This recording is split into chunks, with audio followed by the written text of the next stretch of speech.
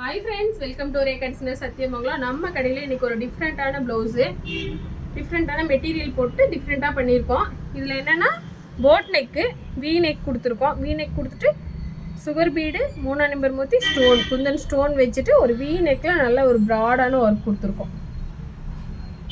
சென்டரில் பார்த்திங்கன்னா குந்தன் ஸ்டோன் கொடுத்துட்டு சுற்றி பீட் கொடுத்துட்டு ஒர்க் கொடுத்துருக்கோம். ஒயிட் பீடு யூஸ் பண்ணியிருக்கோம். ஸ்லீவில் பார்த்திங்கன்னா ஜிக்ஜாக் லைன் கொடுத்துருக்கோம்.